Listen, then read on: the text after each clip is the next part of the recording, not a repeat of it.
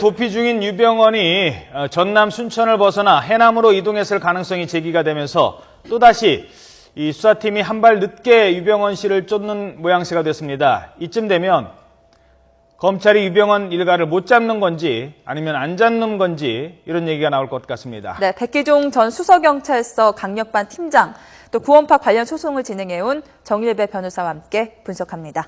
안녕하십니까? 네, 안녕하세요. 예. 자, 팀장님께서 먼저 말씀해 네. 주시죠. 지금 이 범인을 추적을 하다가요. 네. 어디 한 곳에 있다고 생각을 했고 거기를 집중적으로 했는데 없네.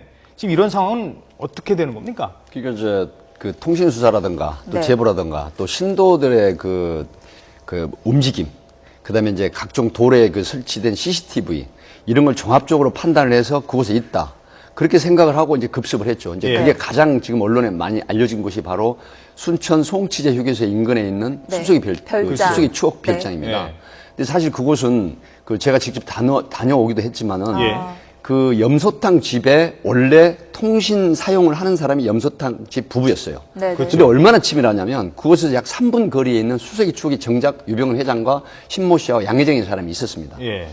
그런데 통신 타켓이 결국은 보신탕, 염소탕 집으로 뜨니까 예. 사실 이제 그 이런 얘기를 자주 하면 안 되지만 초기에는 빨리 붙잡아야 된다, 검거해야 된다는 조급함이 있었던 건 사실이에요. 예. 네. 그래서 이제 여러 가지 문제점이 부각이 돼서 그걸 보완하고 있는데 결국은 그곳을 쳤는데 그곳에서 한 20-30분 동안 그 저항을 하죠. 예. 그 1층이 식당이고 2층이 주거지인데 변 씨 부부가 마치 2층에 유병헌 회장을 보호하고 있는 것처럼 해서 그쵸, 위장 문을 열어주지 않으니까 예.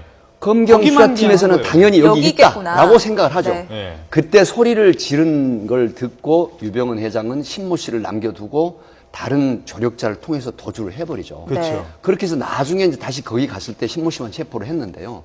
이제 이런 케이스는 사실 그 수사 요점도 있지만 검찰 내부에서는 다른 시각으로도 좀 보고 있습니다. 어떤 시각? 어떤 시각이냐면 소위 뭐 유병헌 퀴즈라든가 우리 그 구원파에서 그동안 쭉 그 학사를 운영했어요. 네, 네. 굉장히 머리 좋은 우정 학사를 사람들을.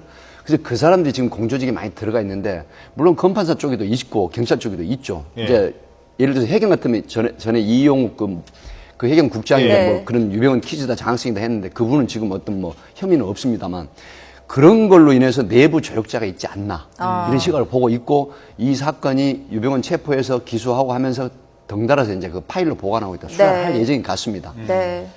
그래서 이제 그런 부분 때문에 특히 가장 지금 앵커께서 말씀하신 것 중에 애로사항이 뭐냐면 앞서가는 도주라 이거죠. 그러니까 그런 도피하는 사람이 각 지역에 널려있는 충성파, 구원파, 신도들의 아주 치밀한 그 도주 전략. 예. 근데 이걸 미처 못 따라가고 있다. 검찰이 한 발 늦고 있다. 그렇죠. 네. 그래서 국민들께서는 정말로 그 비등한 비난이 높은데 사실 박근혜 대통령께서도 또 온 참 300여 명의 무고한 희생자가 났는데 국민들 얼마나 지금 유병헌 검거에 총력을 좀 기울여달라는 그런 심정이 많습니까? 그렇죠. 근데 아직 못 따라가고 있다. 이건 네. 좀 사실 안타까운 상황입니다. 네. 그러니까 그 말씀하신 것 중에서도 그 별장에서 그 염소탕집 얘기하시지 않습니까? 네네. 염소탕집에서는 별장이 안 보이는데 별장에서는 염소탕집이 보인답니다. 위에서 이렇게. 그러니까 그런 것까지 하나하나 치밀하게 다 네. 계산을 했다는 게 얼마나 신경을 썼느냐는 제가 거죠. 이제 거기를 다녀왔는데 잠깐 말씀을 드리면요. 예. 그곳이 천혜의 요새다. 이런 천혜의 요새다. 네, 천혜의 요새다. 먼저 말씀을 드릴 수가 있는 게요. 그게 17번 국도 송채지 그 휴게소가 휴게소. 네. 올라가는 상행선, 내려가는 하행선이 겹쳐지는데 그 송치제 휴게소 밑으로 또 그 터널 비슷한 게 있어요. 예. 네, 네. 그리고 이제 그 염소탕집 뒤쪽으로 미로가 2개 있습니다. 그리고 산자락으로 지리산자락으로 연결되는 곳이 있고 거기서 몇백 미터 지점에 숲속의 별장이 있는데 예. 문제는 어떤 거였냐면 숲속의 별장에서 도주할 수 있는 유일한 곳이 두 군데 있는데 가장 안전하게 도주할 수 있는 곳이 바로 터널 안에 패터널입니다. 네, 네. 그 패터널을 제가 2km 되는 걸 30분에 걸쳐서 답사를 하고 돌아왔는데요. 사람 한 명이 겨우 지나갈 수 있는 통로. 아닙니다. 통로는 굉장히 넓어요. 네, 네. 근데 굉장히 어둡고 근데 그곳을 빠져나가면 바로 어디냐면 수련원 있는 곳입니다. 구원파 수련원. 네, 금수원과 그- 비슷한 곳이라고 그렇죠. 볼 수 있겠죠. 그래서 그 다음 날 오전에 그 수련원에 10시가 안 돼서 20여 대 차량이 몰려왔습니다. 네, 네. 최초로 112 신고한 주민을 제가 직접 만났는데요. 예. 거기서 신고를 했는데 그때 대책을 세운 것 같아요. 아. 유병헌 회장은 빼돌리고 나머지가 모여서 대책을 세우고 그래서 이제 더덕해로 간 주민이 산에 갔다 내려오면서 신고를 했는데 예. 이미 그때 늦었죠. 아. 그런 상황으로 도피를 해서 잠입해 있다가 지금 그 밀양이 이제 네, 원래 네. 타겟이니까. 네. 그래서 해남 쪽으로 네, 들어간 순천을 것 벗어나고 해남으로 이동했을 가능성이 제기되고 있는데 그야말로 뭐 신출귀몰합니다. 예. 유병헌 씨의 추정 경로를 한번 저희가 그래픽으로 준비했거든요. 다시 한번 되짚어 보도록 하겠습니다. 네.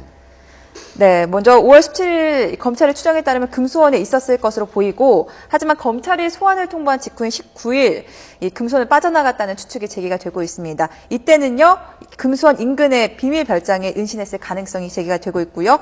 그리고 21일을 전후로 해서 서울에 있는 구원파 신도집에서 은신했을 것으로 보고 있습니다. 예. 그리고 25일 새벽 그 이후 전남 순천으로 은신처를 옮긴 유병헌은 새벽에 송치제 휴게소 인근 별장 말씀하신 숲속의 추억에 머무를 네. 것으로 추정이 되는데 여기서 검찰을 피해 도피를 했고요. 바로 어제죠. 6월 8일 행방이 미연하던 유병헌을 찾을 수 있는 단서가 나왔는데 해남, 목포 인근 지역의 구원파 관련 시설이나 신도집에 은신하고 있을 것이라는 게 검찰의 판단입니다. 자, 네. 순천을 있다라고 했다가 순천을 빠져나왔는데요. 이게 뭐 해남인지 목포인지 뭐 어딘지 이게 이러면 뭐 그냥 도주를 빠져나왔다는 것밖에 안 되는 거 아닙니까? 어디로 갔는지를 지금 모르는 거잖아요.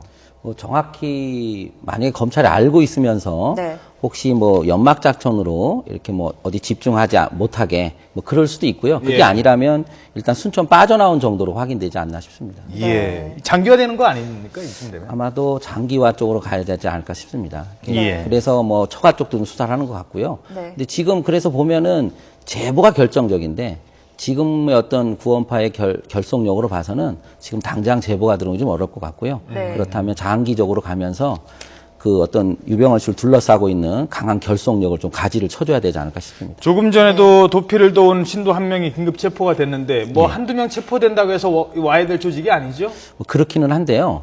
이게 그 신도도 결속력에 좀 차이가 있죠. 예. 그러니까 자기들도 좀 두려운 게 저 신도한테 이렇게 부탁을 했는데 혹시 신고를 할까봐. 그러니까 그렇다고 보면 아주 핵심 인원, 믿고 맡길 수 있는 사람만 네, 네. 그게 얼마나 많다고 보기 좀 어려울 것 같고요. 예. 그렇다면 그런 식으로 연결고리만 잡아준다면은 좀 체포가 가능하지도 않을까 싶습니다. 네, 유병헌 씨 해남 목포 지역에 있다면 문제가 더 커지는 게 유병헌 은신처로 지목한 이 해남 목포 지역에 구원파 관련 시설이 또 신도들의 자택이 꽤나 몰려 있다고 합니다. 네. 화면을 한번 살펴보도록 하겠습니다. 네, 먼저 해남 지역인데요. 구원파 소유의 우정 영농조합 법인이 있는 곳이고요. 무안은요, 가까운 곳이죠. 호일 농업법인 농장 역시 구원파 소유입니다. 그리고 보길도에 부동산 소유하고 있고요. 전남 완도 부항리에는 보길도의 부동산을 관리하기 위한 하나, 둘, 셋 농장이 위치하고 있다고 하고요.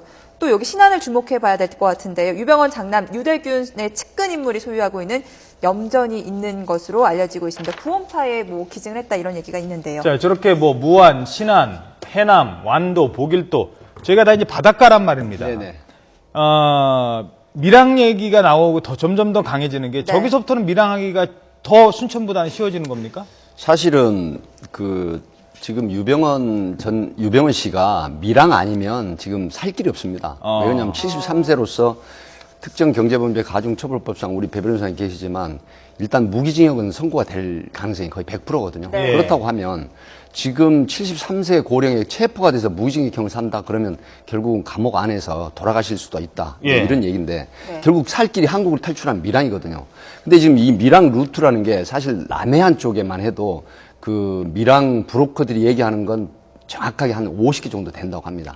근데 50개. 실제로 검찰이나 경찰에서는 밀항 루트를 한 1000여 개 정도로 보고 있거든요. 예. 그러니까 이제 이건 밀항 브로커들이 이런 얘기를 하는 거는 자기네들이 옛날에 많이 그 사용했던 루트를 얘기하는 것 같고요. 예. 그래서 이 1000여 곳을 다 지금 관리를 하고 있다는 건 현실적으로 어렵습니다. 어렵죠. 그러나 검경, 해경, 그다음에 모든 어촌 관련 종사자 또 그 어선들까지 신고 체제를 갖춰놓고 있습니다. 그래서 이제 그 신고해서 검거되면 현상금도 타고 국민적 영웅으로 떠오른다는 지금 계몽을 계속 하고 있습니다. 네네. 그래서 이제 모든 그 해안에서 폭으로 나가는 길목마다 다 배치를 하고 이제 검색을 하고 있는데 사실은 그렇다고 하더라도 정말로 그 구원파 신도들로 뭉쳐진 밀항 팀이 이루어진다고 하면 이게 이제 보통 그 밀항 브로커들은 밤 12시에서 3시 네. 그다음에 바람이 불고 비가 오는 날, 안개 끼는 날 또 한 가지 뭐가 있냐 매뉴얼이 있습니다. 달이 없는 날. 달이 안 예, 뜨는 달. 날. 그러니까 보름, 음력으로 치면 보름이 아닌. 그렇죠. 그렇죠. 예. 이런 걸 금음에. 이용해서 예. 이제 쉽게 말을 하면은 단거리 이동할 때 조류를 따라서 그냥 간답니다. 그러니까 쉽게 말하면 동력을 안 예, 쓰고요. 동력을 사용하지 않고. 네네. 그리고 이제 10km 정도 지나면은 그때 쏜살같이 공해상으로 달려서 공해상에서 네. 이제 파트너 체인지 시킨다는 얘기거든요. 예. 그래서 이러한 것들을 이제 저도 이렇게 입수를 했는데 이런 것들을 검경 그 수사 쪽이나 해경 쪽에서도 기히 알고 있습니다. 네네. 그래서 이제 이런 얘기를 왜 해드리냐면 지금 시청을 하고 우리 ITN 시청을 하고 계시는 분들도 국민 이런 여러분들이 것에 염두를 도와주셔야 돼요. 두시고 네네. 그 특히 지금 남해안 쪽에는 완전 초비상이거든요. 예. 그래서 사실 이런 부분에 관심을 가져주시고 제가 프로파일링 기법으로 어제 순천을 갔다 오자 한 가지만 말씀을 드릴 게 있습니다. 예. 지금 이게 뭐 박근혜 대통령서부터 온 국민의 염원이 지금 난맥상이다 유병헌 때문에 이런 거 아니겠습니까? 그래서 프로파일링 기법으로 분석을 해놓은 게 있는데 시청자분들께 좀 들어주셨으면 좋겠습니다. 어떤 겁니까? 이 점을 좀 잘 그 유의해서 들어주시면 좋겠습니다. 먼저 구원파 소유 수료는 건물 등 시설물이 있는 곳, 첫 예. 번째가. 그다음에 두 번째가 구원파 신도가 운영하는 업소가 있는 곳. 예. 그다음에 세 번째가 외부에서 보면 식별 안 되는 폐가 건물이 있습니다. 예. 아무도 살지 않는 네네. 곳. 네. 그다음에 네 번째가 야산과 도로가 인접한 가옥인데요. 특히 주의할 점은 찻길이 분명히 있음에도 차를 먼 곳에 주차하고 그 빈 가옥이나 폐가로 걸어 들어가는 사람이 있으면 이 지역에 반드시 신고해 주시고요. 네. 그다음에 밤에 그러니까 사람이 살지 않고 있음에도 항상 보면 브라인드가 쳐져 있고 특히 어쩌다 지나가 볼 때 희미한 불빛이 새어나오는 경우가 있습니다. 이런 거는 반드시 신고를 하시면 특히 지금 그 유병헌이 들어가 있다는 신안, 해남, 고흥, 무안, 안도, 보성, 여수 이쪽 이 지역에 광양까지. 사시는 분들, 네. 이쪽에 특히 지금 네. 그쪽에 거주하시는 분들은 이 점을 유의하시고 신고하시면 네. 5억 현상금 타시고 국민적 영웅으로 부각이 되실 예. 겁니다. 다시 네. 한 번만요. 5억 원상금 탄다니까 한번 다시 한번 그 몇 가지 중에 네. 찻길이 있는데 네네. 거기다가 차 주차를 바로 옆에 세우지 않고 먼 곳에다 세워놓고 걸어서 걸어 들어오는 들어가는 거죠. 사람. 이거 왜 그런 그게 거예요? 뭐냐면은 폐가에 차를 가지고 들어가면 의심받지 않습니까? 예. 그러니까 폐가를 안 가는 것처럼 먼 곳에 주차를 하고 사실은 유병헌 회장을 만나러 가는 측근 신도입니다. 그래서 제가 프로파일링 기법으로 분석을 한 건데 이게 검경 수사팀에서 좀 도움을 받고 특히 우리 국민들이나 시청자들께서 이 점에 유의하시면 분명히 그곳에 유병헌이 있다. 이런 네. 확신을 가지고 신고를 해주시면 좋겠습니다. 낮에도 블라인드 쳐놓고 가끔 희미한 그렇죠. 불빛 나온다. 예, 밤에 보거나 볼 때 불빛이 새어나오는 경우가 있습니다. 네. 순천의 그 숲속의 추억 별장도요, 부직포로 다 만들고, 그다음에 그 창을 다 가려놨다고 스티로폴. 해요. 네. 제가 직접 보니까 스티로폴로 또 전부 2중, 3중을 쳐졌거든요. 근데 밤에는 묘하게 불빛이 희미하게 새어나오는 경우가 있어요. 예. 이런 가옥을 발견하시면 이쪽 지역에 계시는 분은 반드시 신고를 꼭 해주시면 합니다. 알겠습니다. 네. 자, 미랑 얘기 조금 더 해볼게요. 미랑 브로커 예. 조직폭력배랑 접촉을 했다는 언론 보도도 있습니다. 구원파 신도들이 수많은 구원파 신도들 돕고 있는데도 그만큼 위기감에 몰렸다라는 해석이 나올 수 있을 것 같은데요. 예, 그렇습니다. 네. 지금 구원파도 배를 상당히 많이 갖고 있는 걸 알고 있습니다. 아. 네, 구원파도. 예. 그렇기 때문에 구원파 내에서도 뭐 밀항의 가능성이 좀 있고 또 다급한 심정이겠죠. 네. 특히 망명 신청을 했다면 네. 지금 국내에서는 아마 대사관들이 받아주기 어려울 거예요.